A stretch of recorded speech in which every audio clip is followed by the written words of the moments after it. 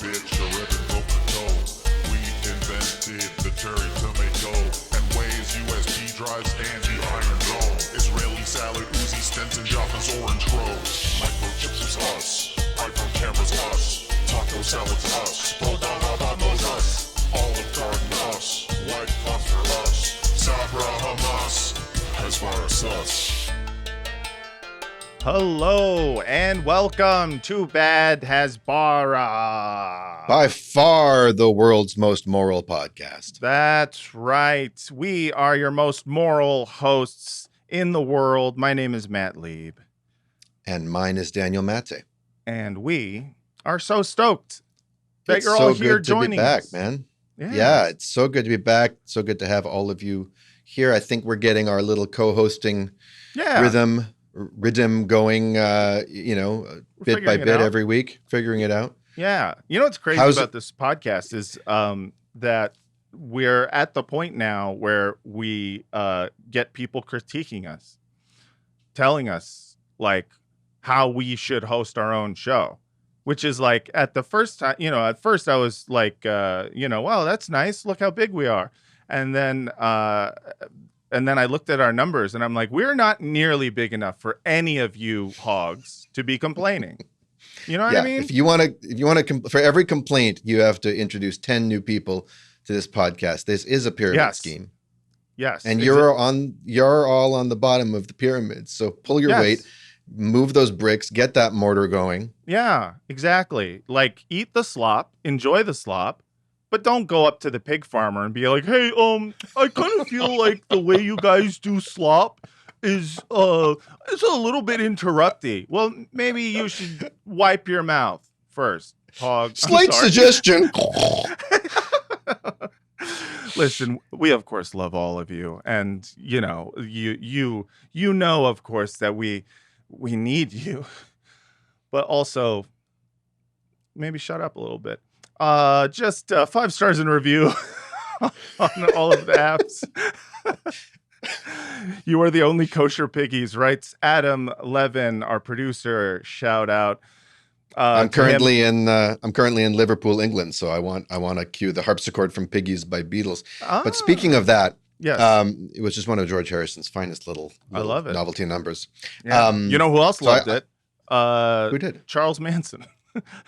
Did he really? Yeah, that's like half of his thing. When he kill the pigs, is he listened to that Piggy song? Yeah. Ah, he never told me that. Yeah, in their life, there's something lacking. What they need's a damn good whacking. And then he killed celebrities. Wow. Yeah. Dang, I'm surprised Tarantino didn't put that in the soundtrack of Once Upon a Time in Hollywood. Yeah, we should ban music. Music's bad. So I was invited to speak at a Liverpool for Palestine. Mm-hmm. Liverpool for Palestine. The Palestinians don't have the word "p" in their language. So how can they be a real people? Exactly, and it's actually pronounced Liverpool. And so I gave a talk at this rally, and it brought a few things home for me. Number one, I had a number of people come up to me and be like, "Most moral, the podcast, I love it."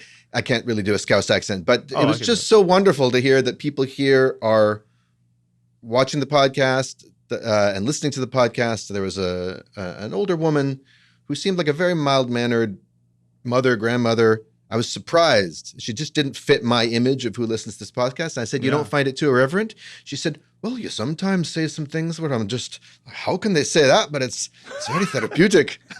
So that was great. But I also realized something in giving my speech. I'm like, wow, it is much easier for me to sit behind a microphone with a buddy and be snide and snarky and make puns and Ghostbuster references than it is and to make fun of horrible Israeli propaganda about horrible Israeli crimes than it is to face a crowd of earnest, sincere activists and marchers who've been putting their bodies on the line every single Sunday since this started 10 months, who are really looking for some sustenance and some fire and some whatever. And I just didn't really know what to say. And I think it went okay, but I'm not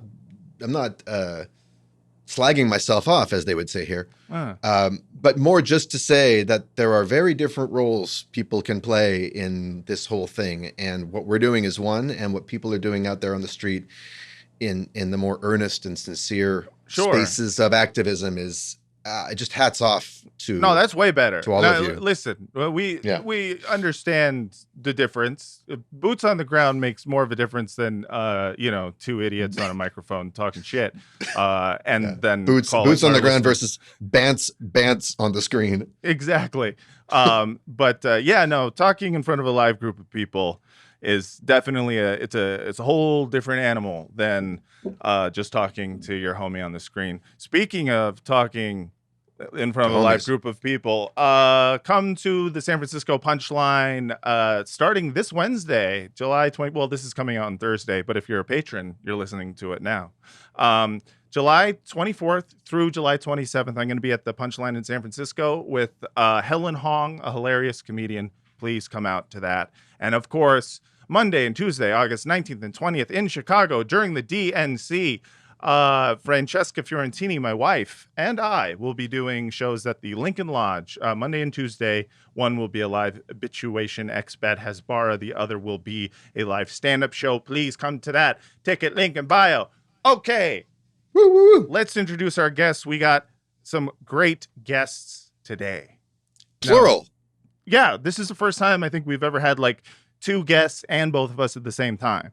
So I'm very excited about this. So we can't gang up on anyone today. Today we've met our match. That's right. That's right. Today we're all best friends. And our guests today are investigative reporters who recently started a new venture called, now, do I have this right? The Drop Site. Is that correct? I would say drop site news is Drop how site they identify. news, as opposed to like I put the in front of it like it's an emo band from 2008. The Drop I think Site. you also might be taking that from the phrasing of their former home, but we'll speak Could about be. that. That's true. I always like The. I put thes in front of stuff, but they are amazing investigative journalists. We read their stuff all the time, and they've been really doing some of the most incredible work. For years and years, but most recently in the last 9 months or so with this Gaza kerfuffle, as the liberal Zionists will call it. Ladies and gentlemen, and everyone else, welcome to the pod, Jeremy Scahill and Ryan Grimm. Woo, woo, woo. Hi, What's fellas. We call him the Ryan Grimm. The Ryan Grimm. How are you guys? How is things? Everyone in a different location? Things are good. Yeah, I'm in DC. Just refreshing like the subscriber numbers to make sure we're going to survive as an entity, and look, we're happy. Good. We're very Glad happy. to hear it. We're gonna good. make it. Thank God. Now, what percentage of your DMs right now is Glenn Greenwald just blowing up both of your phones, being like, haha, I told you so. Being like, I thought you guys should have done this years ago. No, Glenn is just glad that we finally followed him out the door, I think. Yeah. He understands everybody's got to do it at their own pace. But you guys are still affiliated with the Intercept, right? You're still doing the Intercepted podcast. They let us continue doing the podcast and let us keep the podcast audiences, and we're keeping the names. And they're going to run the transcript on the site, and they give us a little grant. Nice. They give Beautiful. us to kick the podcasts off to help produce them. Sick. I love it. I love it. Well, I've been, reading you guys for a while and watching interviews with you guys. And when I reached out, I was surprised you guys wanted to do this. You guys do great shows. You guys go on like Hassan's show. You guys go on Democracy Now! And now you're here on Bad Hasbara during go on Chapo Trap House. But Chapo, I mean, as I told you, Matt, when you slid into my DMs, I did. During this past 9+ months, I think so many important voices have emerged on the scene. I mean, I know your voice predates the past 9+ months, but but I think it really emphasizes the way in which the media landscape has shifted. I mean, when we were on Hassan's show recently, we were talking about this. I mean, these huge cable news organizations and large, powerful newspapers, they're losing their monopoly. They're losing their grip on controlling the methods for disseminating information or what voices get heard. And I see what you guys are doing as being a really exciting project that has emerged from a really horrid, dark, U.S. fueled, funded, underwritten genocide. But also the fact that I think a lot of people feel like they don't give themselves permission to laugh during dark times, or they think like, Sure. I can't find humor in this. But the vicious ones win if we lose our sense of humor, our sense of humanity. And I give you guys major credit for finding ways to thread that needle, because it's vital, and it is part of the kind of exciting new media landscape that I think has really covered this genocide in a much more serious way than most establishment news organizations. Well, I appreciate that. I mean, Yeah. I agree with you that, people don't seem to feel comfortable laughing during a genocide. And I agree that also lets the bad guys win. If you can't laugh at a monster like Bibi Netanyahu or Itmar Ben-Gvir, then what are we doing here? Especially since you're apparently allowed to laugh at literally every other political figure in the world, except for any Israeli political figure. Seems kind of. It's also ridiculous. the cliche that laughter is the best medicine. They say that. I think usually that's meant to talk about its effect on trauma, releasing trauma and cleansing oneself out. It's also, I think, good for sanity, because the premise of this show, and you both do such a great job of exposing where politicians just try to mess with our heads. But Hasbara has become a psyop, or at least in fact, it always was. It means explanation. But the depths to which, or the levels to which it's risen in terms of the absurdity and the theatricality of it, it's become campy. It's become this just incredibly performative thing that if you don't laugh at it, it'll drive you insane. And I think that's what it's designed to do. So that's what I think we're trying to do here: give people the permission to laugh at in a its face. transparent farce. Yeah. Something that's so outlandish and farcical that it seems like a crime to not make fun of it. Like, you can't expect people to not say anything when they just, deal in lies with every single thing that they say. So, Exactly. So with that in mind, Ryan, tell us a joke. Joke. Oh man, I got nothing. Well, I got a Bibi Netanyahu soundboard, so let's get going. I want you to come. All right.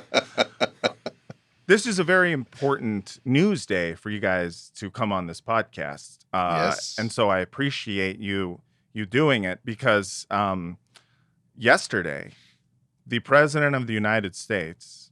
Oh, hello. Hello. The President of the United States decided not to run for re-election.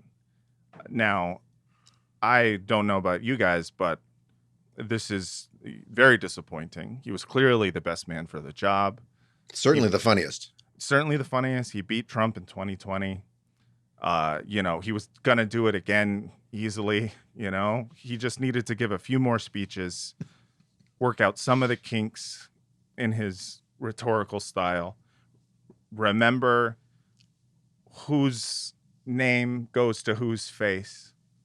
And Find a few more stairs, then climb them. Yeah. But let's get into this. What exactly does this mean? If we're going to talk electoral politics for the next few months, are we looking at a Kamala Harris nomination here, or could it be? Is it anyone's game? I mean, nobody else is running. Obama and Pelosi and others have said, look, we need to have an open convention. We need to have an open process. And there's going to be an open process where the delegates are not bound to vote for anybody. But it doesn't look like anybody's going to have the courage to take on Kamala. Yeah. Which is kind of hilarious concept. Yeah, it is kind of wild. Everyone's like, no, I don't want to mess juggernaut. with that. The political juggernaut that is Kamala Harris. Someone who had, I mean, the amount of money she had rolling in, I think, early in 2020, and then dropping out maybe a month after a debate in which she was called out for a question that she should have expected from the beginning from Tulsi Gabbard. Like, it does feel a little worrying. Without having garnered a single delegate. Right. Yeah. And wouldn't it make her the first president in history to never have won a single delegate in a primary? Go ahead, Ryan. Ryan is our resident historian. He may know the actual fact of that matter. I mean, look, I think it's pretty clear that the momentum is on Harris's side. And if you just think of it, I'm not like an insider baseball guy with politics, but just as somebody who follows the news, I mean, the optics within the Democratic Party for removing Harris and saying, oh, we're going to make Josh Shapiro, the governor of Pennsylvania, the nominee, or Gavin Newsom, that would have caused a kind of nuclear explosion within the Democratic Party, especially after Biden announced Kamala Harris as his running mate in the way that he did, and sort of setting up this possibility that a Black woman could become president of the United States. I think just based on the current mindset of the Democratic Party, it would be a problematic move. It's not to say that there weren't serious discussions of how they could circumvent that. It just seems like the most likely scenario now is that Harris takes over at the top of the ticket.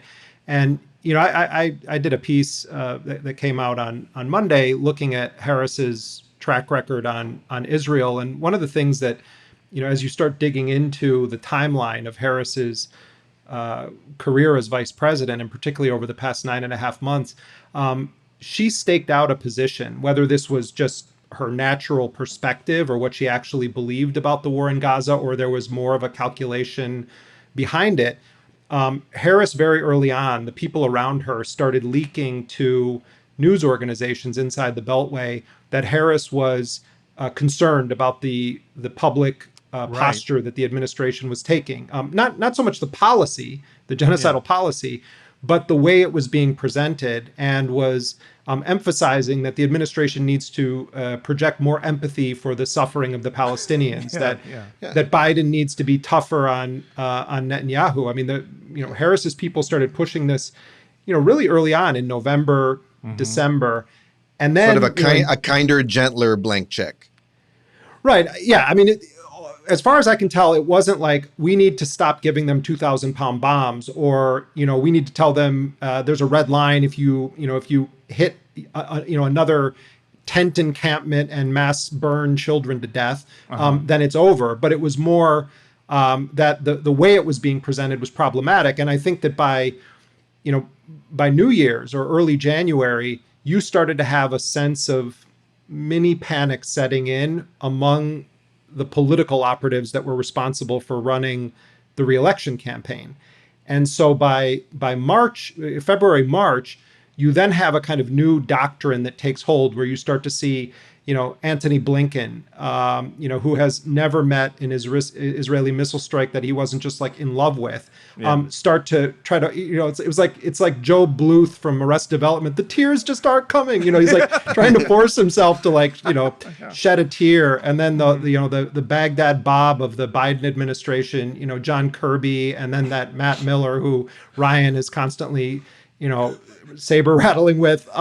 These guys. Caitlin Johnstone calls him Count Smirkula. Yeah. Right. Yeah. So they try to muster up this kind of oh, we're so upset about what's happening to the Palestinians who are being killed with our bombs. But Harris herself then becomes the most senior administration official after that brief truce where there was the exchange of captives in November, right, to start bringing up the issue of a ceasefire. Now, like you guys, Ryan and I follow the minutia of this stuff. She wasn't saying permanent ceasefire. She was not calling for an end to the war. It was caveated and couched and, had all kinds of conditions.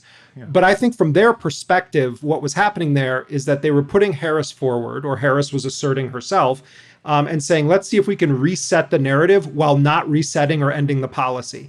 And then when they start to see poll numbers coming out of Michigan and elsewhere, as Biden had to go through the kind of symbolic process of the the process leading up to the coronation, I think they were taken aback by the uncommitted movement.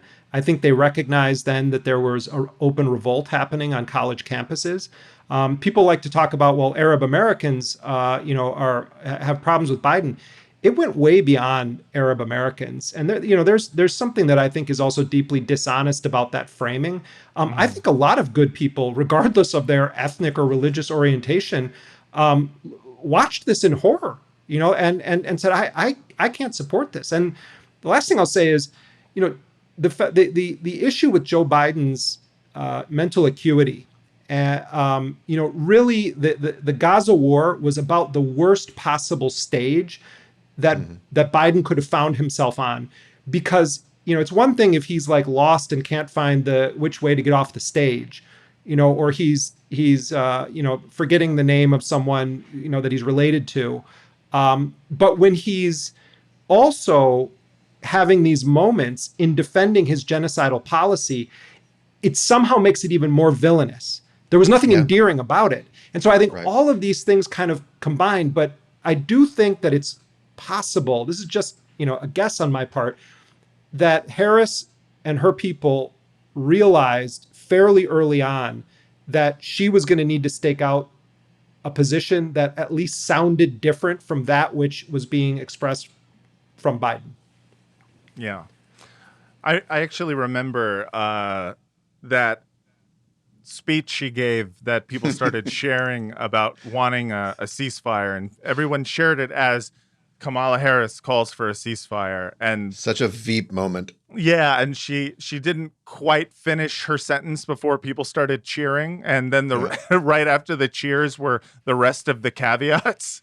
I was like, we want an immediate ceasefire if every single member of Hamas commits suicide. But before they do it, they sing Merry Christmas. It's like, the Palestinian people send a thank you card.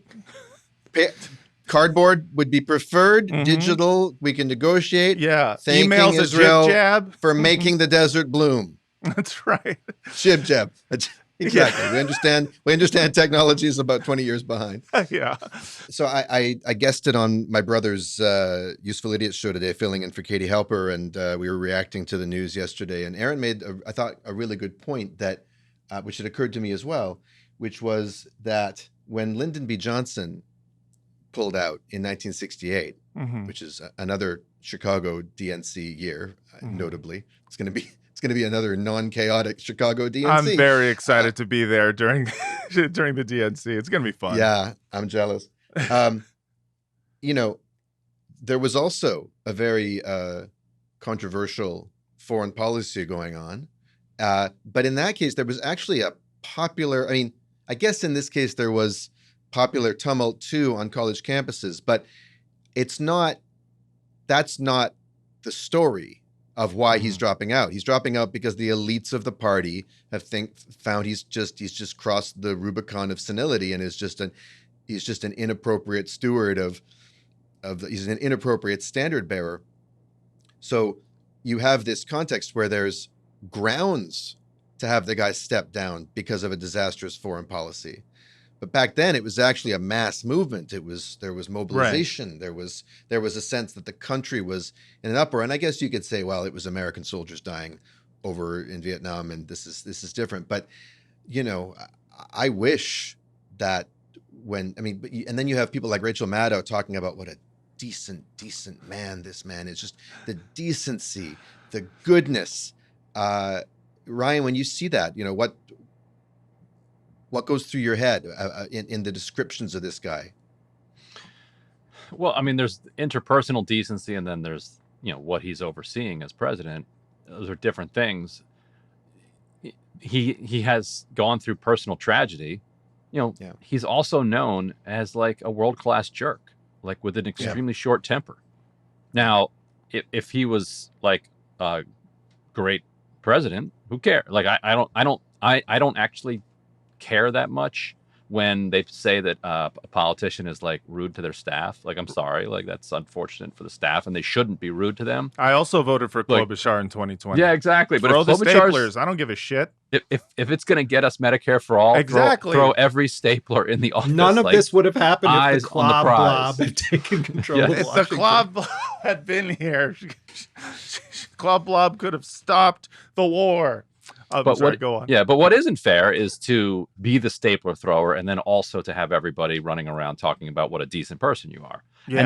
And that's before you get to what he's done over the last 8 months with regard to Gaza, setting aside his pretty bad foreign policy record, even relative to other Democrats. The only war he ever voted against, as far as Jeremy knows, his whole record went through it, was the Gulf War, and then he immediately was like, well, I'm never damn it, that went well. Won't make that mistake again. We came, we saw, we conquered, lit everybody up on that highway of death, and George H.W. Bush's approval rating goes to 90, and he's like, I will never, ever, ever, ever be on the I will never be against a war ever again. Never be against a war ever again. Yeah.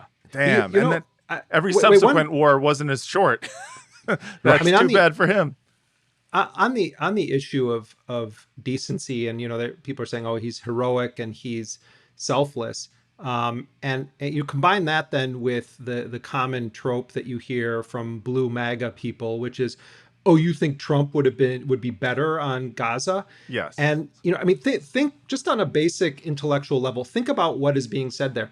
This is a way of trying to excuse a scorched earth genocidal war to exterminate the Palestinians of Gaza, not just with American weapons, but with American diplomatic, legal, political, financial support, orchestrated by a man, Joe Biden, who since 1973 has proclaimed himself a dedicated Zionist, who has repeatedly defended and enabled Israel when it's at its most brutal, who shocked and encouraged it to be more encouraged it to be more brutal. You're about to say.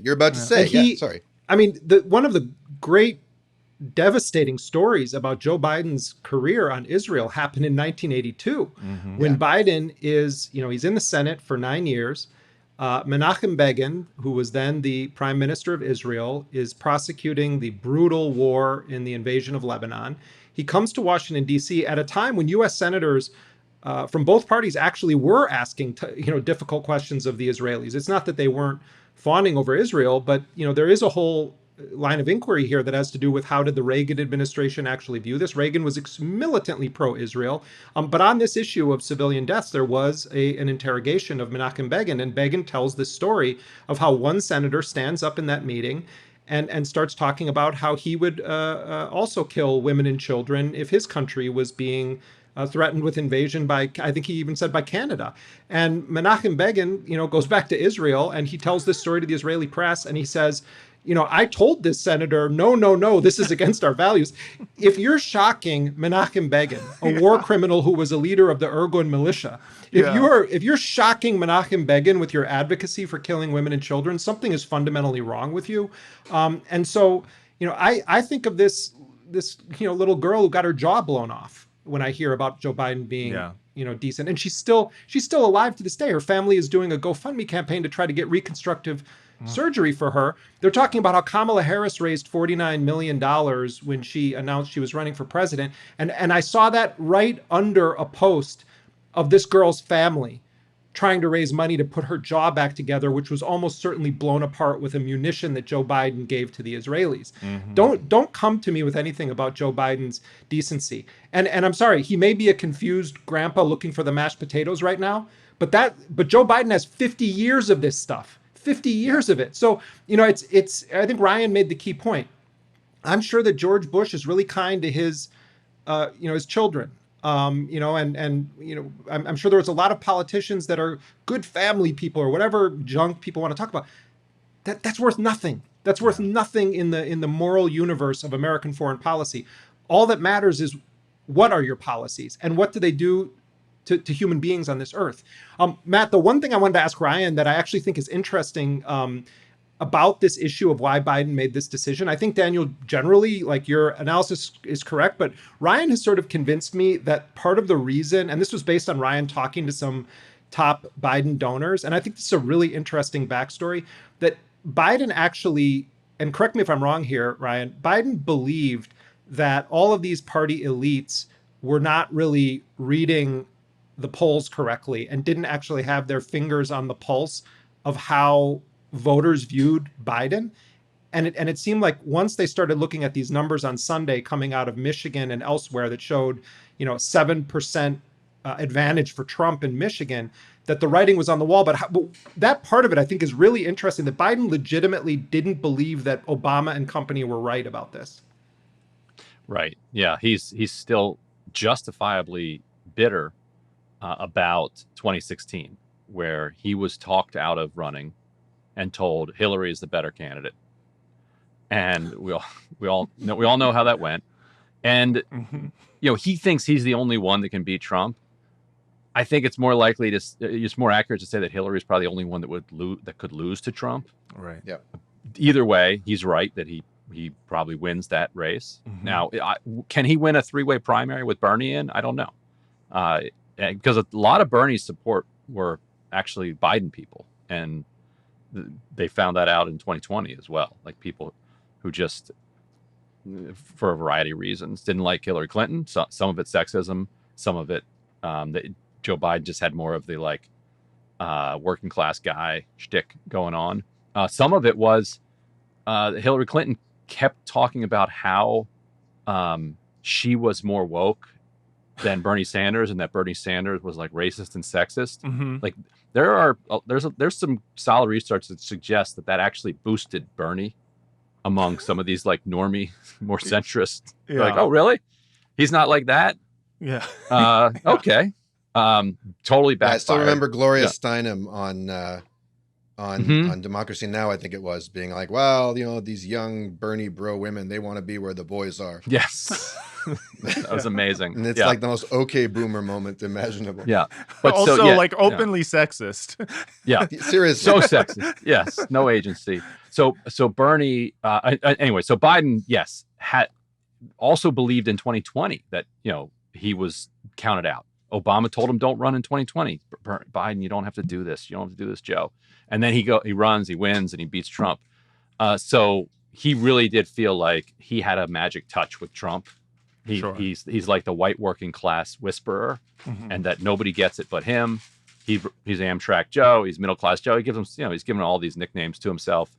He's dog-faced pony soldier he's Joe. Dog-faced pony soldier Joe. He talks the way of the assembly line, the streets. Yeah. He understands exactly the white working class. Down in Lower Delaware, he connects with them, and so at the credit card factory. Yes. What about Corn Pop?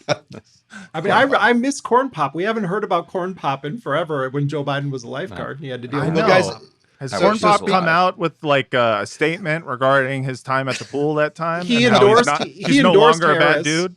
He endorsed Harris before Biden, and that's why Biden had to. No. Anyway. Yeah, that's Wait, exactly. wait, go on, Ryan. You were on an interesting. No, train. no, No kids want to yeah. touch Kamala Harris's leg hair. I'll tell you that much. Yeah. So anyway, so That's a deep cut.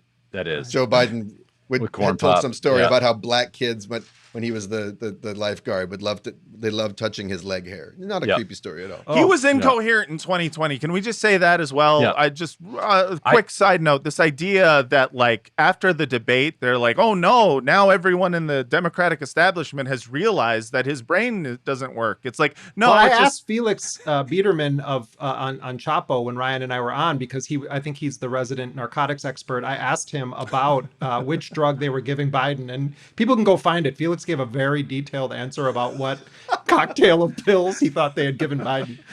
Yeah, well, So you see what Biden Ryan was gets when he comes on? You're like, Ryan's trying to be all serious. And Well, he was incoherent in 2020, but he was also more alpha.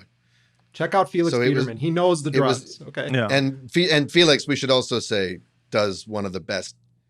I wouldn't say a Biden impression. Mhm. He channels Biden in a way that few can.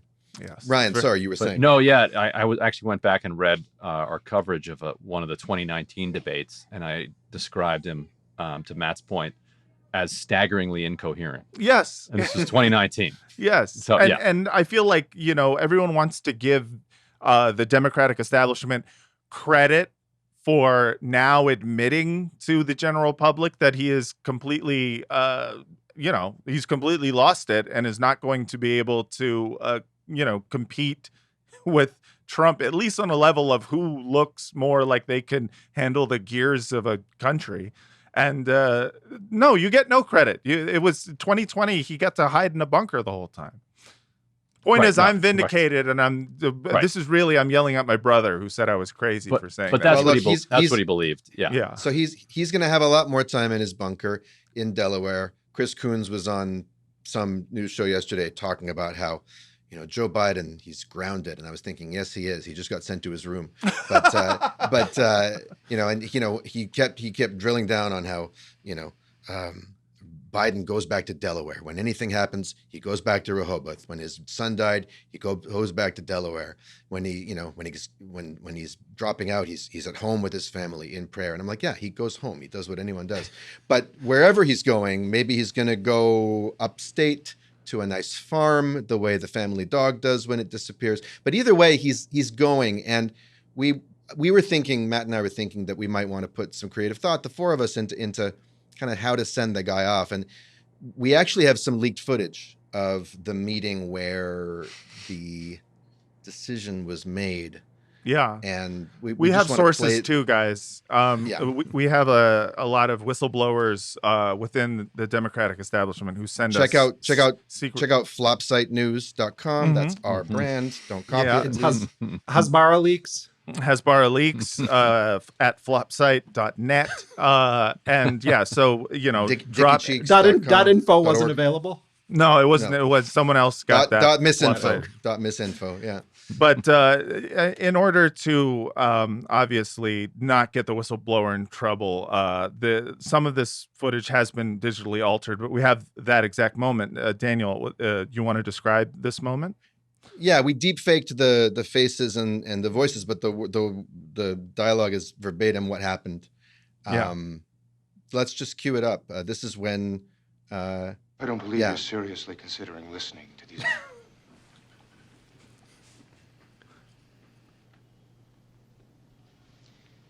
Get him out of here. Bye. I'll fix you, Venkman. I'm gonna fix you. I'm gonna get you a nice fruit basket. I'm gonna miss him. All right. Yeah, so we subbed in Venkman for, I think that was Pelosi. That was Pelosi. Yeah, that was Pelosi. That was Pelosi. Obama was, I think, the mayor. Walter Peck was either Biden or Jill Biden or Hunter Biden or some composite. But, the line is, I'm going to get him a nice fruit basket. And we were thinking, well, in addition to a nice fruit basket, what could we get him as sort of a parting care package? And Ron Klain, as Slimer says producer Adam Levin. And so, we're thinking of things like, if you guys have any contributions, there's no bad ideas here. We're just spitballing. So for instance, there's going to be a Biden presidential library. We know that because what I heard was Obama basically said to Biden, look, buddy, if you don't drop out, there's never going to be a Biden presidential library. So now there better be one. And we're thinking as a cornerstone of that library, we got to get a nice big piece of Gaza rubble that we can donate to the project. So that'd be an appropriate parting gift. So we're looking for other parting gifts that, in the light of his Gaza policy, that might be a fitting send-off. So if like a retirement gift, ideas, what would you give Biden as a retirement gift? I mean, I think you could because he spends so much time there at the house in Delaware and is going to be spending a lot more. I think they could take that basement and they could remodel it to look like the Oval Office. And just let Biden pretend to be president, until he actually croaks. Yeah, that's true. He would tell know him the difference. You actually have made it so that they just bombed Gaza, into the Stone Ages again. They did it, Joe. Actually, there is no more Gaza. It collapsed into the sea. But just let him keep thinking he's president in the basement and just make it look like the Oval Office. He gets to sleep in his own faked. His own Lincoln bedroom is all faked. He's got his own Oval Office. He's down there. He's just giving press conferences to unplugged cameras. That's great. I'm assuming it's waterfront property, right? I mean, they could That he also lives do on. things like you could have somebody you would pretend hope to so. be Nelson Mandela, who's calling him to like thank him for freeing him. Thank him for his service. Golda Yeah. But I'm Meir is thinking- on line 2 again. Golda Meir- you know. Yeah, his ex-flame. I was thinking if it's on the waterfront, we need to build him a pier. God. Yeah. We need to build him a Joe Biden, never mind a library, a Joe Biden memorial pier. Definitely make it out of, We're Gaza gonna rubble. Ryan is gonna jump ship on all of us. I've already just torched my own credibility. Ryan is like contemplating whether he's gonna stay on this podcast at all. Well, I'm actually. Did trying you to tell him find a what this picture. podcast is?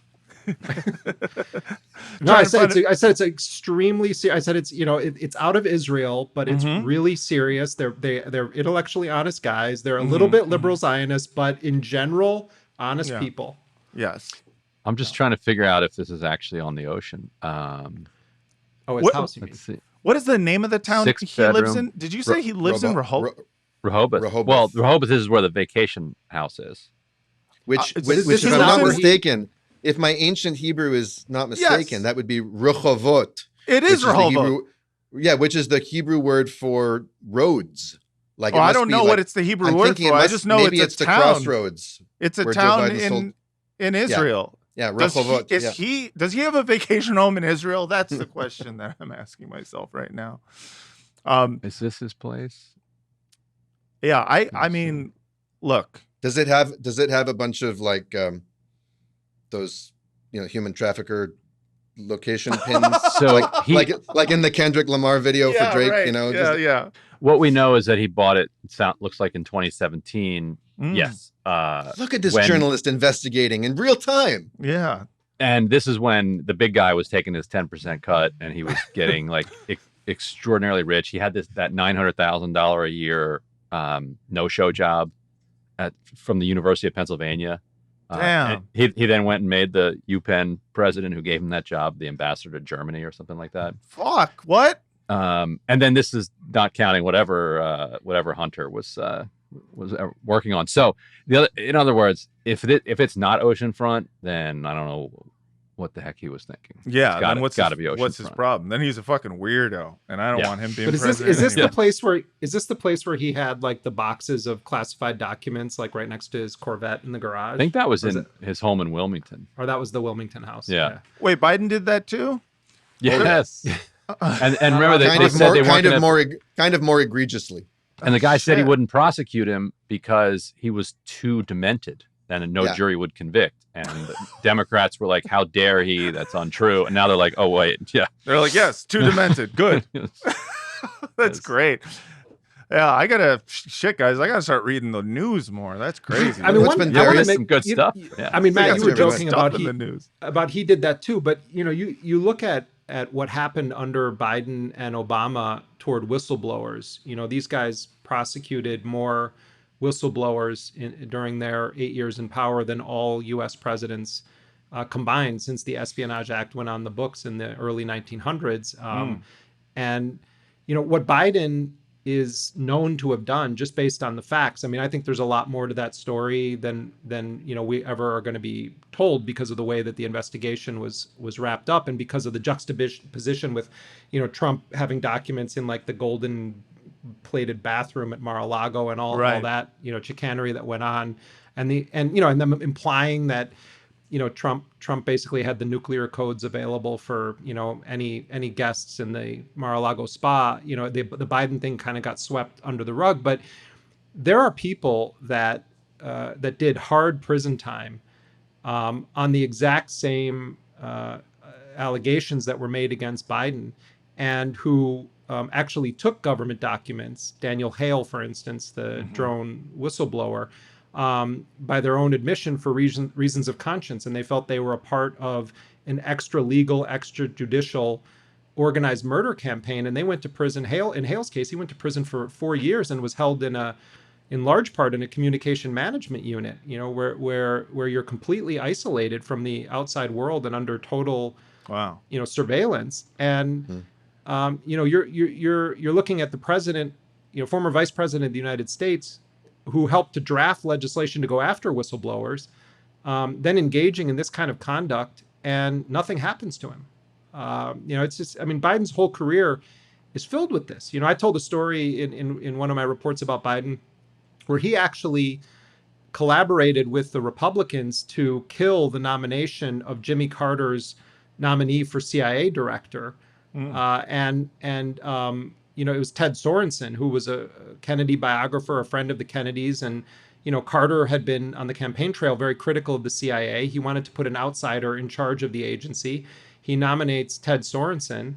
And this is an incredible story if you guys don't know it. But the short of it is Sorensen had written an affidavit in support of Pentagon Papers whistleblower Daniel Ellsberg. And the affidavit was never introduced in court, but Sorensen had written it. And essentially what he said is that what Ellsberg is being accused of is a practice that everyone in Washington participates in. People take classified documents all the time. And Sorensen says in the affidavit, in fact, I took classified documents when I was writing one of my books about the Kennedys. Well, Joe Biden's staff digs this up.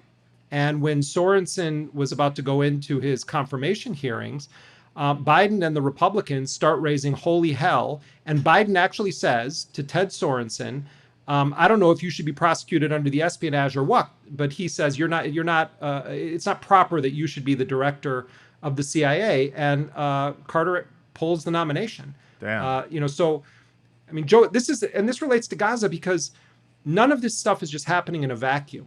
Joe Biden has a 50-year career where you can trace a trail that leads directly up to the actions that are being taken in real time in this present moment. He is a I have an update, by the way. Piece of business. Yeah, go ahead, Ron. His address is and it is not on the beach, which is hilarious. You really want to visit from the Secret Service, man. And I mean, not that they're great at their job these days, but they probably will come after you now. It's already public. It was published in the local community newspaper that he was building that the Secret Service was building a $455,000 fence. I mean, at honestly, house, so. I think Secret Service going after Ryan for releasing his address on Bad Hasbara is just good PR for our show. So I think I'm going to allow it. I have one more thing to add to the sort of this other address care is 1600 Pennsylvania. All right, not perfect. for long. You're talking about building a fence. Let's upgrade it to an apartheid wall. Give him his own state, or his make it. Give him a canton. Give him partial sovereignty over it. Sure. He gets a special card. He can breeze right through the checkpoint. Exactly. That's exactly right. Exactly. A yellow license plate, and then he gets to go through. The Biden authority, yeah. the BA. BA. Well, listen, we've talked a lot of shit about I think a person we can all agree is a great and brave man who saved democracy. And we're here on this podcast officially just want to say thank you, Joe Biden, for your years of great service to this country, for being here when we needed you, even when we didn't need you, and doing great things and sometimes terrible things, mostly terrible things, and being such a brave, good man. And before we go to commercial, which we do have to do, I just want to play a little tribute that I think shows my love for Biden, and then we will go to commercial and we will talk about some other things. My brain is coming apart. Dr. Jill just signed a DNR, so don't you forget about me. Don't you love my friend BB Netanyahu. Hey Jack, I'm gone. Go away. I'm eating soup. All right. The Liquid Breakfast Club. Yeah, yes. All right, ladies and gentlemen, we're going to take a quick break, listen to some ads, but stick around, please. Because I already regret this, Ryan. I don't know about you, but this was a bad choice on our part.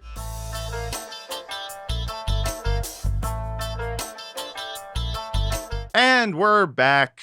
We are here with Jeremy Scahill and Ryan Grimm of Drop Site News, the new venture from the men who brought you other journalism. And are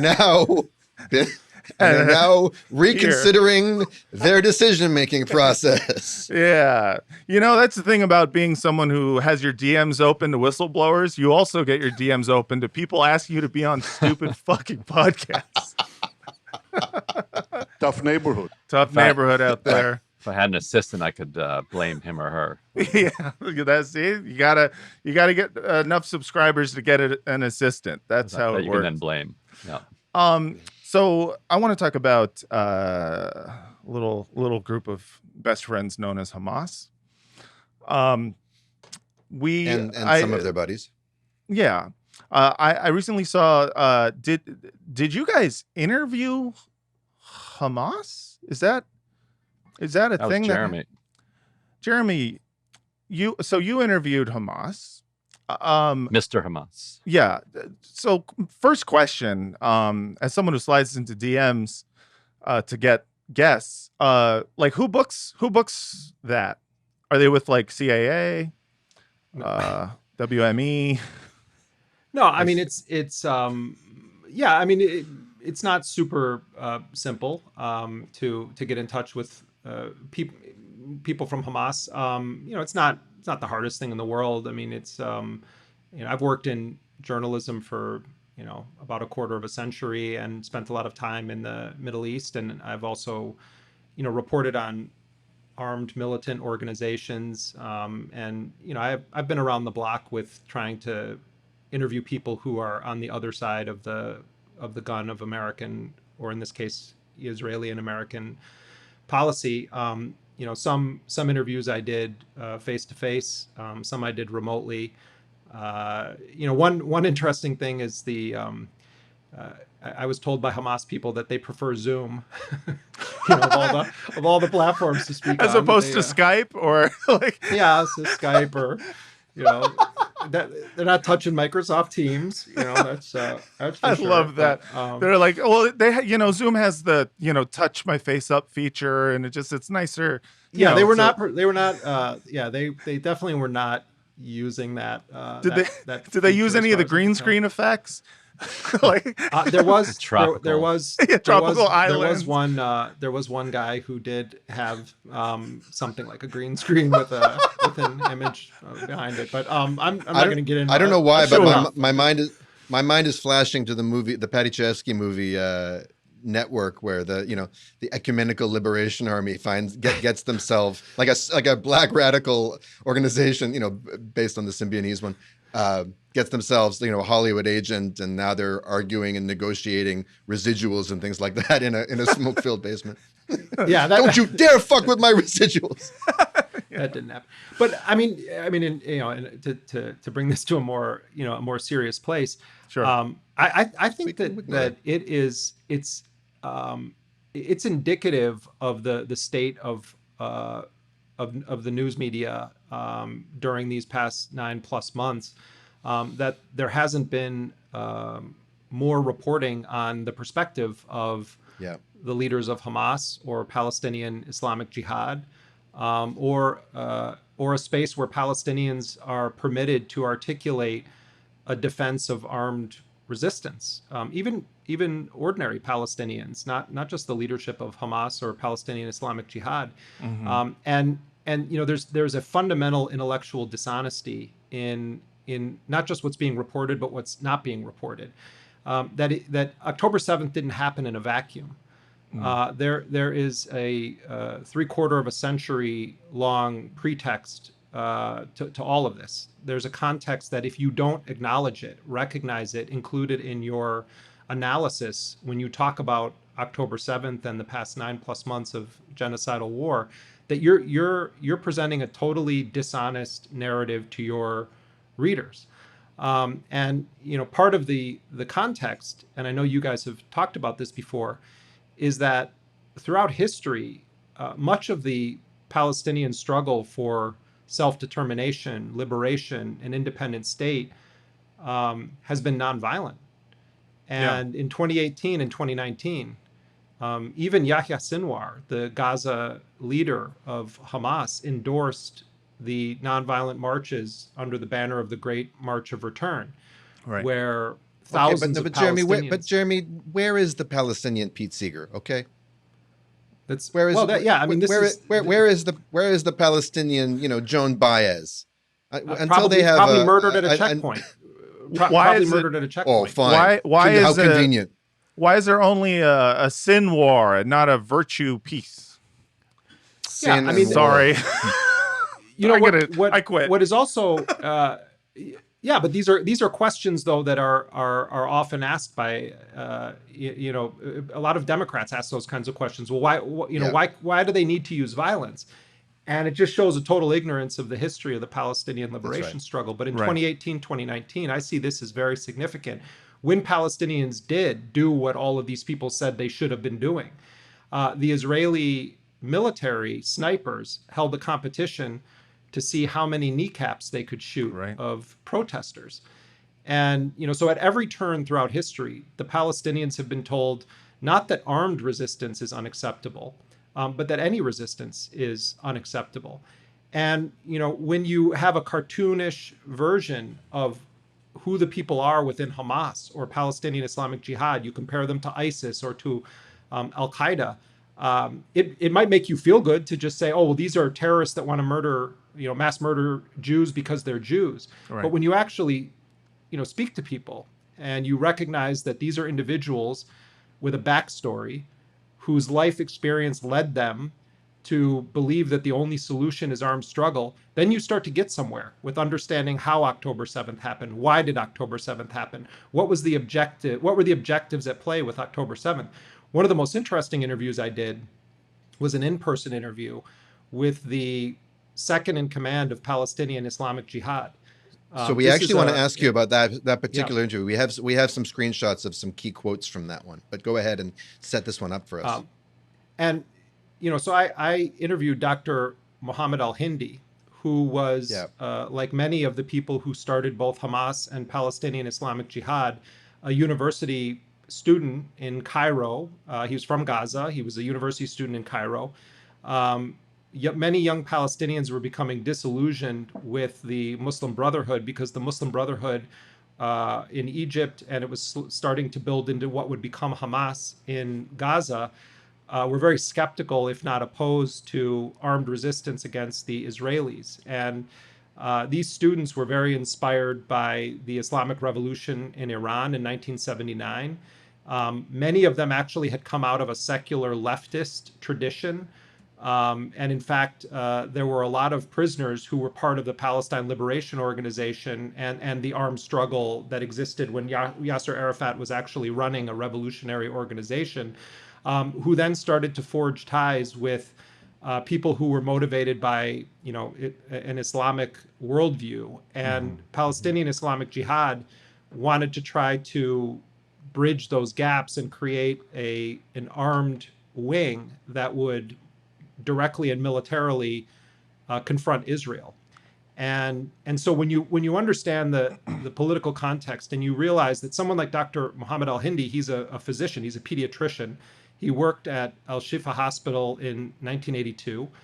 Matt, can we get a picture of him up on the screen? Yeah, here he is. He was fired for his, this is when we met. He was, fired for his political views. He was repeatedly jailed by both Israel and what would become the Palestinian Authority. In 2004, the Israelis tried to assassinate him in a helicopter attack on his office. And I encourage people to read the interview that I did with him. He offered a explanation, defense, and history that I think gives context, not that excuses anything, but explains the why of it, which is what is not permitted. There's a whole campaign against me now, Canary Mission and all of these other, other people saying that just by merely interviewing people from Hamas or Palestinian Islamic Jihad that I'm supporting terrorism. I think it's journalistic malpractice not to interview these people. You can go back through history and find that American journalists all through history and British journalists all through history interviewed people that were on the other side of American wars. You had famous interviews with Saddam Hussein, with Osama bin Laden, with all sorts of people that we're told are history's greatest monsters, and yet somehow this is just almost not allowed or not permitted. And so, when you talk to them, and I ask them also difficult questions. I ask them, one thing that a lot of I think Palestinians in communities across the world discuss is, did Hamas understand that Israel was going to launch this genocidal war, against the people of Gaza? What were the orders regarding the killing of civilians? Why was a baby taken hostage? Why were old women taken back to Gaza? I asked them all of these questions, and they answered them. And you can be satisfied or unsatisfied with their answers, but I think that is in the public interest to share with the American people and the world. Why did these guys do what they did, and what do they think about the consequences of it? So it's a fascinating interview. I recommend. I mean, I read the Palestinian Islamic Jihad one, and it's the El Hindi one in its entirety. The other one, not entirely, but they're both wonderful. Can we take a couple of just looks at some of the things that Mohammed El Hindi said? Because I think these really need to be heard.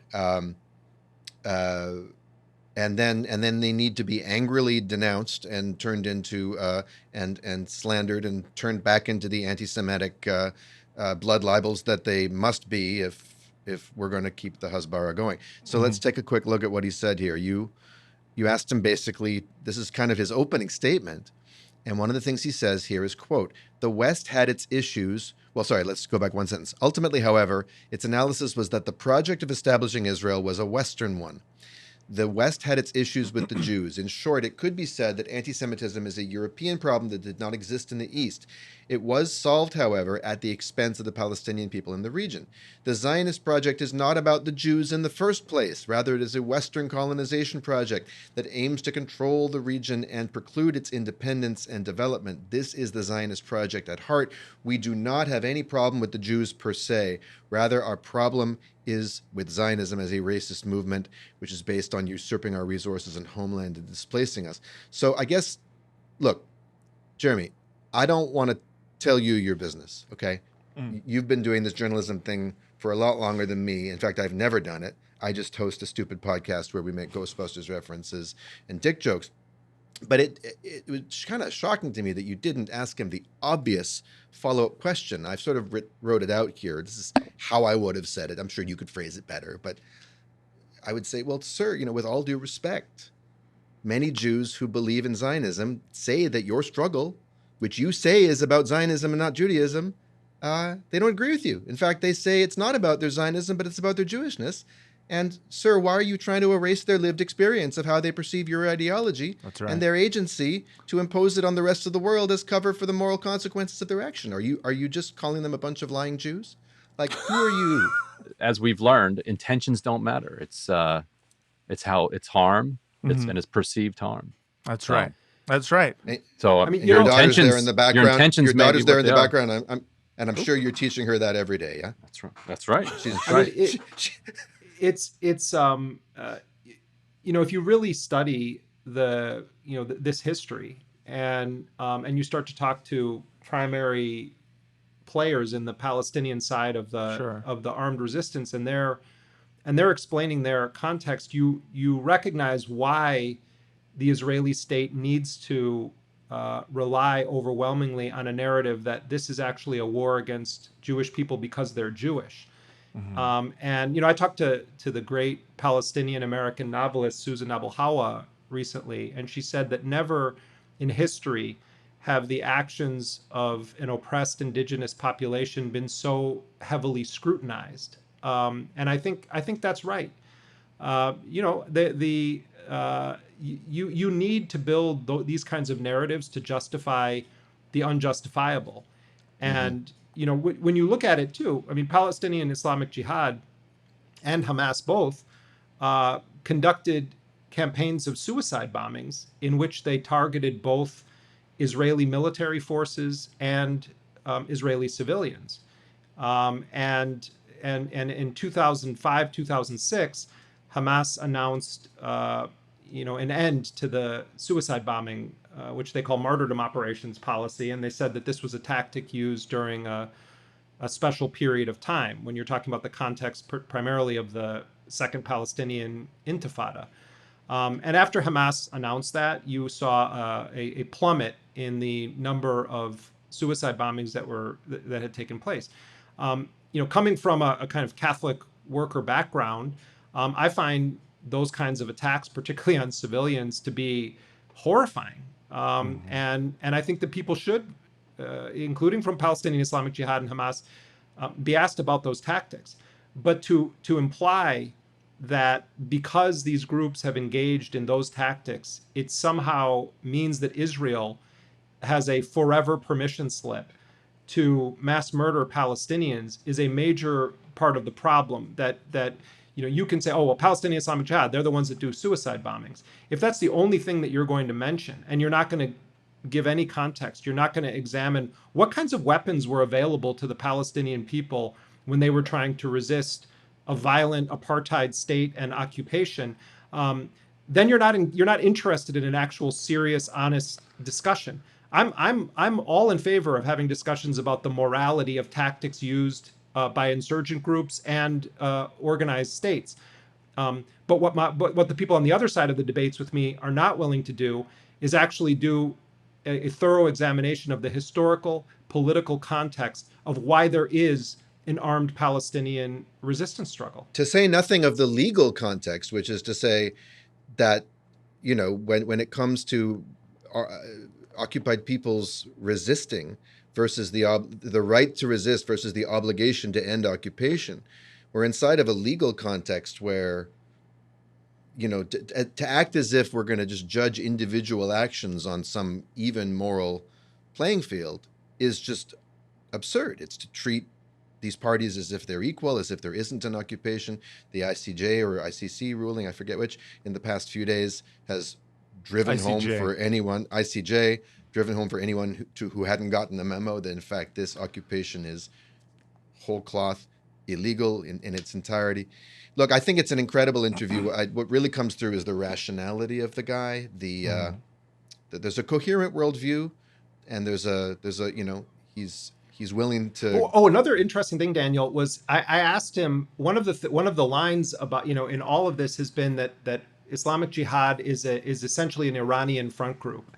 Yes. And so I asked him about that, and his Hasbara, by the way, is an Iranian front group. We admitted that on the last episode. It's so out maybe there. You met them. Guys, don't worry. You guys are now affiliated with the great Islamic Republic. But his response to this was to turn it sort of back at me and say, why do you treat this like it's like a scandal? Like Iran has always been on the side since the Islamic Revolution of the Palestinian resistance. And he also pointed out that when Israel did mass deportations of the Palestinian leaders of Hamas and Palestinian Islamic Jihad, they deport them to southern Lebanon, where they then develop these really close ties with Hezbollah, Iran. The Syrians were also in play there. But just their worldview is like, this is a totally Americanized, Israelized story. Like, they're not hiding that they're in an actual axis of what they call the axis of resistance, and that Iran is a leading part of it. To them, they were saying, there is no scandal here. We openly, embrace the fact that these entities are working together. Although when I did ask him, I asked him about reports that they have an actual physical command center. And he gave me the Palestinian Islamic Jihad version of this is classified information. I'm not going to discuss it. Yeah, please contact our customer service team for all inquiries regarding that. We'll get back to you. I was hoping you'd ask him about. The green screen disappears behind him, and it goes from being like a beachfront into we didn't print the this Iranian because command center. we didn't print it because the answer was unsatisfying. But the first question I asked him was, "Do you condemn Hamas?" Oh, yeah. Did he? Ryan said it wasn't. Did you ask it in a Piers Morgan accent? Saying, yeah, he started, sort of saying, well, we would need to look at the Hannibal doctrine and all that. it was just not a satisfying answer. I told Jeremy that should be every follow-up question. Just okay. But do you? We were gaming out Hamas. how you do this interview. Yeah, Ryan was playing Daniel's role. He was like, can you ask him if he condemns Hamas? And I was like, come on, Ryan. I mean, like, he's got, of course. Anyway. I mean, you never know what you're going to get with that question. What if the answer was yes? That'd be amazing. Yeah, and be like, well, shit. Then I have no problem with anything. Well, they did have there was beef between Hamas and Palestinian Islamic Jihad over the decades. Yeah, of course. And I just had a thought of Fatah being like, well, we condemn Hamas. Right, exactly. Well, I mean, there is one interesting this guy who's sort of widely seen as like one of the leading English language scholars on Palestinian Islamic Jihad, Eric Scahill. He's a PhD out of Oslo. He's written he's Norwegian. He's written 2 books about the group.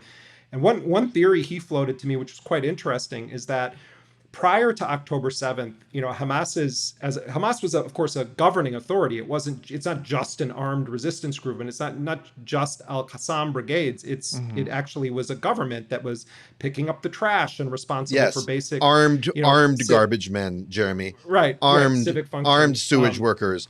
Armed. So, yeah. But if you look at it, the Israeli policy of collective punishment, the blockade, the quote unquote mowing of the lawn, was actually starting to yield results for Israel, and people were angry with Hamas on a governing level. There was a lot of dissatisfaction in the Gaza Strip among residents who, combined with the fact that Israel was just punishing them in every imaginable way, they were just fed up the way people are in communities across the world with those in power, and also after the 2021 bombing, which Biden also supported before he called Bibi and told him, time's up, it's over, and then it was over after 11 days. Palestinian Islamic Jihad kept fighting Israel. Israel went on a targeted assassination campaign against Palestinian Islamic Jihad leadership. They killed a number of their senior commanders. Islamic Jihad responded by engaging in periodic rocket attacks against Israel. And then Mohammed al-Hindi, the man I interviewed, negotiated the ceasefire with Israel in May of 2023. So this is just months before the October 7th attacks happened. Eric Scari's theory was that Islamic Jihad was offering a solution that Hamas had sat out during that period. Hamas did not participate they maintained the 2021 ceasefire with Israel. Only Islamic Jihad was doing the military attacks. So one of his theories was that Hamas's internal calculation was, yes, it's about the Abraham Accords. Yes, it's about the fact that the status quo must be shattered. Yes, it's about a concern that the West Bank annexations are escalating. Yes, it was a concern that Al-Aqsa is repeatedly being defiled and may actually be razed to the ground at some point. All of those things are factors. But he said also it could be that Hamas was feeling pressure from Islamic Jihad, not directly, but indirectly, because they were offering something that was tangible. The only answer is the armed struggle, and that may have factored into the ultimate decision to do this at this exact moment in history. He doesn't have proof for it. I think it's worth discussing. It's a fascinating reality TV show. I'm excited to see what happens when Hezbollah comes onto the set of the show. There's going to be some spice. There's going to be maybe some love triangling going on. The Houthis are a wild card, Yeah. So we could get into so much. Ryan, I want to love triangle. I like that. Absolutely, yeah. Triple H, right? Yeah. Ryan, I want to ask you. You both, and I've heard Ryan you speak about this, so I want to address this one to you. You've done some checking up on the Screams Without Facts story. Was that the name? No, Screams Without Words, Words Without Context. It's Screams Without Words, but as somebody else pointed out, I can't take credit for this. That's just called a scream. Right. Isn't that just screaming? It's screaming. Yeah. Yeah, exactly.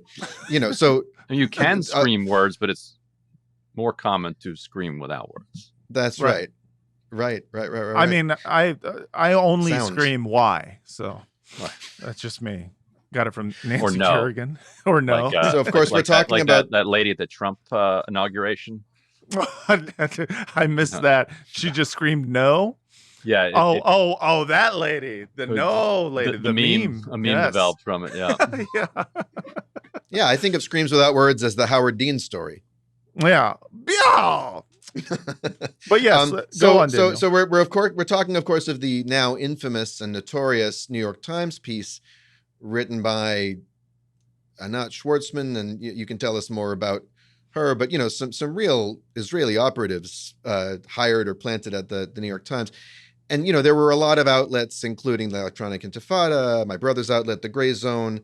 You guys who have just noticed there were a lot of fishy things about this reporting, and I think kind of recently there were some updates to this story that you guys looked into how the New York Times handled it, and it was pretty scandalous. Do you want to tell us a little bit about that? Catch us up. I mean, what they did is they made the claim that they, through their meticulous months of reporting, including 150 interviews, had done what other outlets hadn't been able to do, which was to make a systemic connection between the October 7th attacks and sexual violence occurring on that day, to say that Hamas had weaponized rape as a weapon of war. And you read the story, and it was one of those pieces where, like, just reading the story, you get to the end of it. It's one of those stories where you're scrolling. All right, pretty soon they're going to have the goods here. And then the story ends. And you're like, yeah. Huh. Yeah. It does feel like bearing the lead at the beginning there. You're just like, oh, they're going to get to, sources and, someone actually alleging something that happened to them personally. Right. And then they're like, what happened? Who knows? And then it ends. Right. Except they don't even give you the who knows. They tell you, like, this happened. They imply they know. Yeah. Yeah. And it happened in 7 locations. Like they use this specificity that isn't backed up by anything at all. And so, like you said, a number of people immediately, just without needing to do any additional reporting, just within the 4 corners of the article itself, were like, you actually don't support the headline and the subheadline and here and the lead. Like, you don't, like, maybe everything you say is true here, but you certainly have not demonstrated it, even remotely. And then, we've heard from Jeffrey Gettleman, though, one of the authors, and he makes the point, Ryan, that it's not what journalism's about. Corroborating facts, backing it up. It's about spinning a good yarn, telling a good tale. And didn't they do that? Were you not entertained? His line was something like, "It's not my job to provide evidence." That's a lawyerly thing, he said. That's a courtroom thing. Mm-hmm. And the indignation has been the weapon used to defend it since. How dare you? Like, how can you believe that anybody would even question this? Yeah, it was built that way, and I think from the beginning this was something that I had talked about the fact that this was a deliberately poison-pilled piece of Hasbara, that just to even question it was meant to make people lose their jobs, get in trouble online, get doxxed, all of this stuff. And get smeared the way Ali and Max and Aaron and all these people did, and I'm sure you just caught some of that in the aftermath. Yeah, and then the fallout has been, everybody now kind of reluctantly acknowledges, okay, that was a flawed piece of journalism, but they'll say it's a shame because the story was true, the Times just didn't execute it right. And then you'll have these other outlets that will say such a thing, like CNN wrote this, and then CNN will link to, say, either their own pieces or to the Guardian's pieces. The Guardians, those pieces all rely on the exact same people that the Times piece relied on. But somehow those are considered to be credible, while they acknowledge that the New York Times ones have fallen apart. It's the most relentless thing I've ever seen. The insistence on continuing this narrative in the face of the inability to stand it up. I mean, also let's remind people too of what all of these independent journalists who were really early on saying this is a propaganda this is propaganda warfare here. Right. The assertion, the reason that the New York Times story got so much attention is obviously because it's the New York Times, but also the presentation of it was that there was a premeditated, systematic plan to unleash a regime of rape against women in Israel. And, you know, as someone who has covered war, I'm very well aware that it would be extraordinarily unusual if there wasn't rape and sexual violence meted out overwhelmingly against women in a chaotic scene of mass violence, particularly when the entire security infrastructure of Israel essentially evaporated within moments of the Hamas-led attacks beginning. So the lens through which I initially was viewing this was, I'm going to presume that there was rape and sexual violence just based on history, but facts matter. You don't therefore then write a story and say, well, this must be true because it's happened everywhere else. You have to apply journalistic standards to how you look at it. And when we started, examining who did this story, and our colleague in Israel, a great researcher and writer, Yaniv Kogan, when he discovered that Anat Schwartz, who is one of the bylined people on that New York Times piece, had given a series of interviews in Hebrew to Israeli media, and he started listening to these, he realized that she is explaining the entire journalistic process that the New York Times used when they went about telling this story. And so, you know, the original journalistic contribution that Ryan and I made to this in our stories, and as you point out, you know, others had been on this, and had, you know, and a lot of it was reporting on things that had come out in the Israeli press. Right. A lot of what independent journalists were doing early on in the U.S. was translating articles that were coming out, bits and pieces in various parts of the Israeli media, and that's also true of questions about so-called friendly fire incidents or Hannibal doctrine, etc. But on this story as well. And so, but in listening to the way that Anat Schwartz described their process, you started to realize there are serious journalistic problems with how they pursued this story. I'll give you just one example. The New York Times, along with CNN, the AP, a number of other outlets, did stories, and the New York Times included it in Screams Without Words, about an incident that they claimed took place in Kibbutz Be'eri. Mm-hmm. And the assertion was that an Israeli Special Forces paramedic encountered a scene where two adolescent girls appeared to have been raped on October 7th, and that one of the girls had what appeared to be semen smeared on her back. And so the New York Times has it in their piece, and AP others. And when we started then looking into this more closely, we then ended up reviewing what the family, we figured out who these girls were, because we have lists of everyone under we did extensive analysis of everyone 18 and under who was killed on October 7th to try to determine how they died. So we had created a spreadsheet, and we were looking, and we discovered that it must be only these two individuals. So we started looking at what has their family said about this, and they were a family that had the mother originally came from Britain, and she migrated to Israel, and they had these two girls. And the grandmother and grandfather were profiled in British media and made a comment that they said, I can't believe I have to say this, but they were only murdered, nothing else. And so we then got in touch with the kibbutz. And gives a whole new meaning to the title of that Steve Martin short series, Only Murders in the Building, not rape. I mean, this was a horrifying graphic description of what had happened to these two adolescent girls that wasn't just in the New York Times piece, but was on CNN. Jake Tapper also featured this story. The AP featured this story. Other news outlets.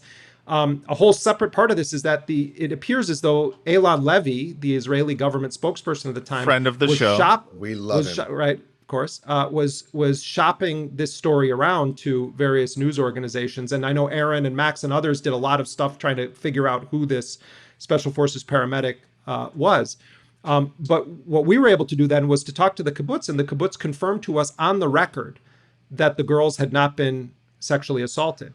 We went to the New York Times then with that, and the New York Times said that they were standing by their story, despite the fact that you had family members of the girls, the kibbutz itself saying it's not true. The New York Times stood by the story. And then eventually, the New York Times is shown video by the Israeli military of the discovery of those girls by the actual soldiers who discovered them, showing clearly that what the Times had implied happened to them did not happen. And to this moment, the New York Times has not issued a proper correction. They did a quiet update, an update of their story. And the final thing I'll say on this is that when we published our first... I gotta say, I admire that. A lot of people hated on George Lucas for the remastered, the prequels, or for the prequels, the prequels and the remaster. Look, it's his story, okay? Yeah, artistic ownership and agency, a little bit of creative license. Everyone's a critic. Come on. So the final thing I'll say on this, because I think it's so... This didn't happen. Yeah, right. Guys, I got to jump on another call. I'll let Jeremy finish this one.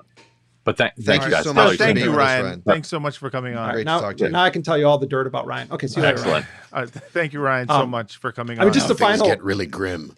The final thing on this is that when we did our first story about Screams Without Words, the New York Times communications department sent us like a ripping email demanding retractions, corrections, etc. And among the things that they demanded that we correct is that Adam Sella, the most junior reporter on that story, bylined on that story, Which is saying a lot, because Anat Schwartzman had never written a damn piece of journalism in her life. Well, Anat junior Schwartz, because it was Anat Schwartz's cousin. Right. Okay. Well, hold on. Wait a minute. Okay. You're gonna get a letter from the New York Times because this is not correct. Okay. So what we said was that Adam Sella is Anat Schwartz's nephew. He had been a food blogger, and then he all of a sudden was put in charge. One of the people put in charge of a massive New York Times investigation alleging that Hamas went into Israel with a systematic rape plan. Mm-hmm. So they have the food blogger who ends up on the byline with Jeffrey Gettleman and Anat Schwartz. So we reported that he was her nephew. Well, they said, no, this is not accurate because Anat Schwartz and it's her partner's nephew, and Anat Schwartz is not married to him. They are just domestic partners. So this is false. Damn. So in our newsroom, it's her nephew in common law. You can see. So in our newsroom, we had this argument. Owned. We had this argument about like, should we actually correct this? This is insane to say that like, oh, well, sorry, it's not her nephew, it's her partner that she's not married to nephew. And I was the one who said, no, absolutely, we should issue that correction. 100%. We should go over the top. We regret this grave error that we've made in our piece. But you should do a Notes app apology with it too. That's you put it out on Twitter. Jesus, I can't believe we could be so, just my confession video. Dear readers, we apologize. To tell you, I made a horrible error. I misidentified Anat Schwartz's partner's nephew as her nephew, and it undermines the entire credibility of our piece about their valiant piece of journalism that was robbed of the Pulitzer Prize. Well, exactly. our notepad with the exact relationship had been somehow smeared with semen, so that we couldn't read the accurate relationship. Boom. Oof. Ryan seems to have made the right decision to end his participation in the bad Hasbara show. Yes. But that's so. I mean, the one thing I don't think I'll ever understand is what the general corporate, or it's not even a corporate culture, but the culture of journalism in general, in which you have these giant news organizations like the New York Times who are doing stuff like refusing to correct or retract something that has been proven as false reporting. What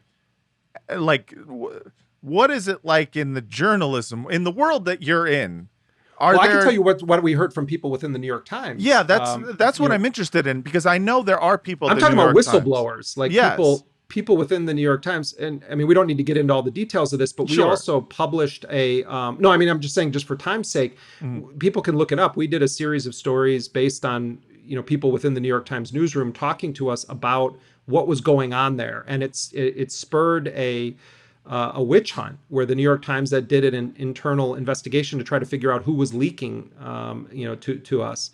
And it started with a story that we did at the Intercept about the podcast The Daily, and how how their episode about Screams Without Words didn't clear their fact check process. Right. But we also spoke to other people within the New York Times newsroom who said that the paper was obsessed with awards. And, if you have to issue retractions on pieces, it makes it very hard to keep going with the Pulitzer prizes. Although the George Polk Award did include Screams Without Words in its package that was awarded the Polk Award this year. So it did get, it was part of the package that won the Polk Award. It did not win the Pulitzer.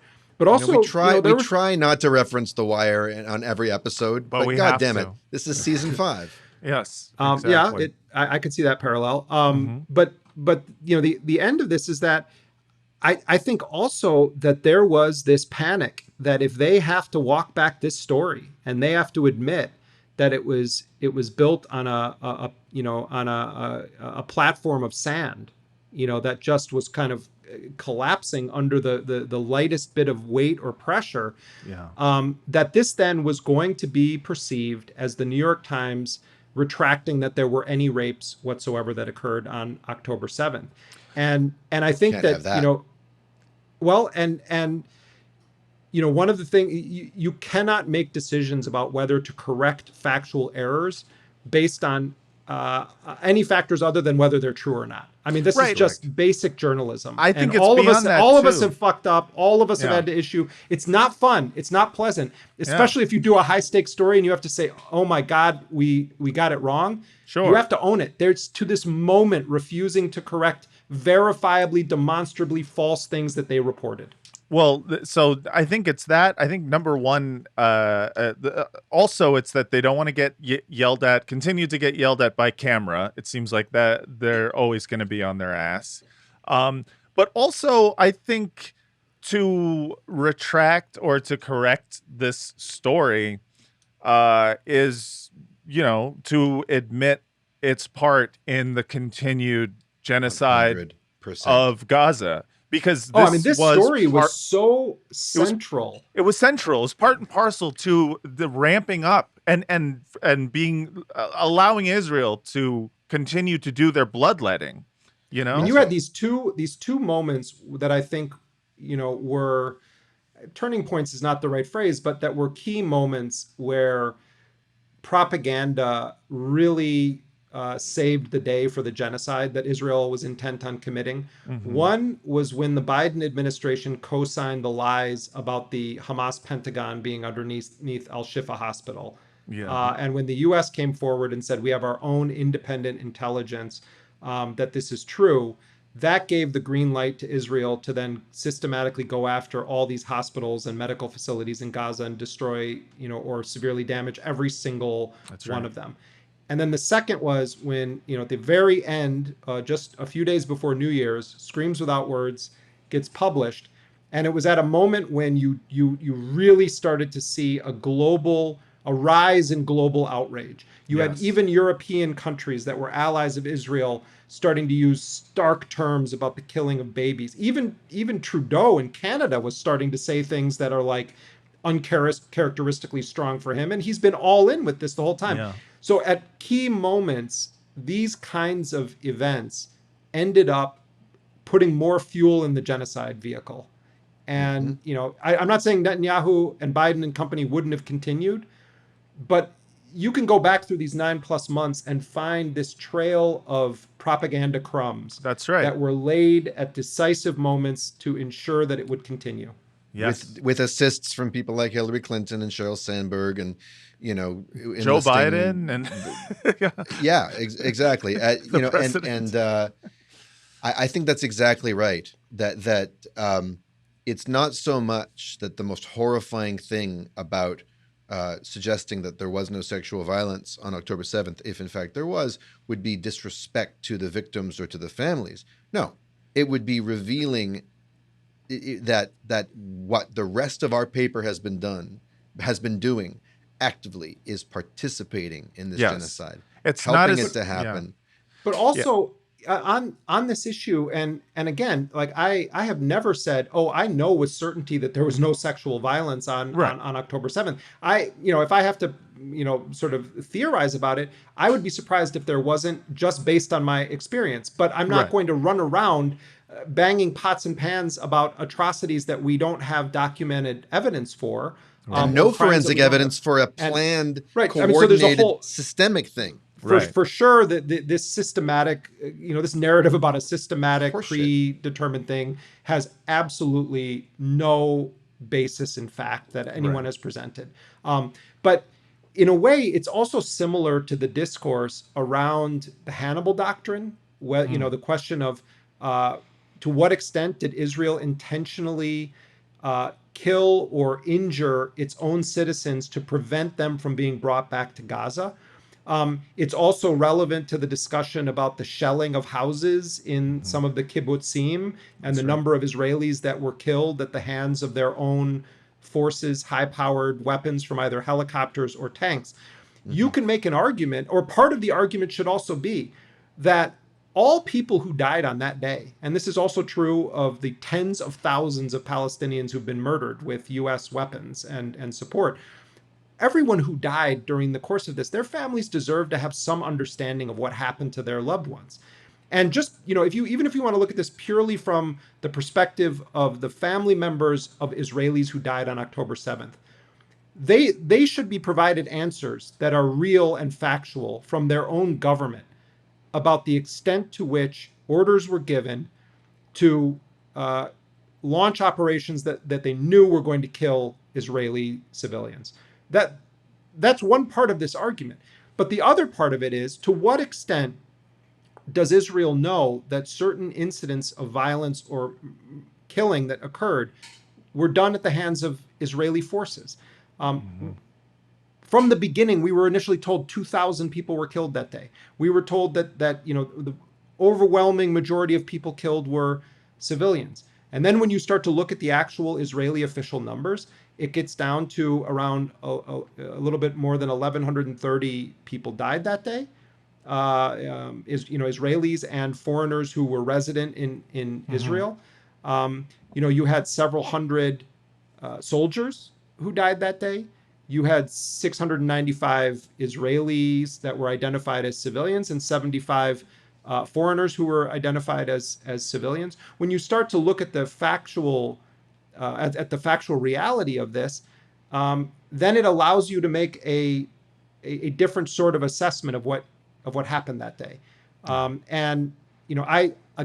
don't think Hamas or Palestinians or anyone involved with this should be absolved of any questions about why they did certain things that they did. But what I won't participate in is pretending that there wasn't a 76-year political and historical context to the October 7th attacks. And I won't pretend that a single thing that happened on October 7th justified anything that we have seen since then that's been supported by the US government. And if that makes me whatever Canary and all these other groups want to say, they can have at it on Twitter. I really don't care, because facts actually matter. Yeah.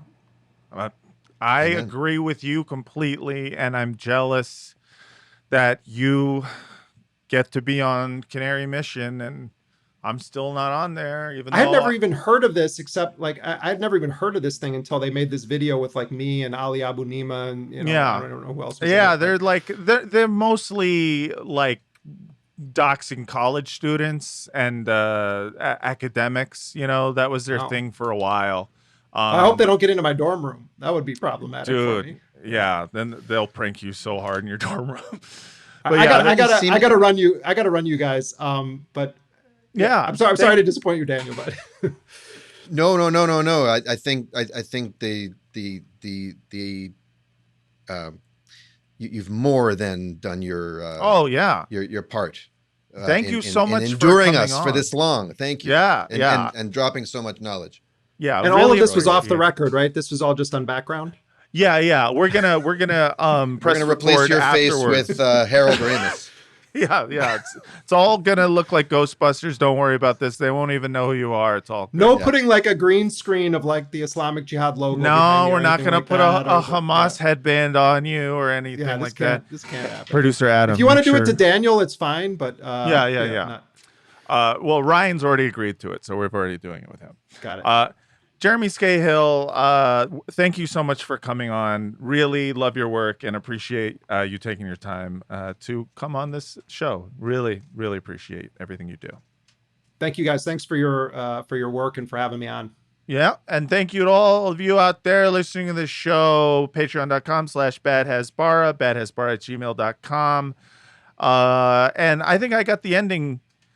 So until next time, everyone, from the river to the sea, you didn't just fall out of that coconut tree. This is what like Kamala Harris says. Well done. Thank God I didn't have one this time. I that's what I've been doing this whole episode is thinking. What am I going to say? All right, bye. See ya. Jumping jacks was us. Push-ups was us. Krav Maga us. All karate us. Taking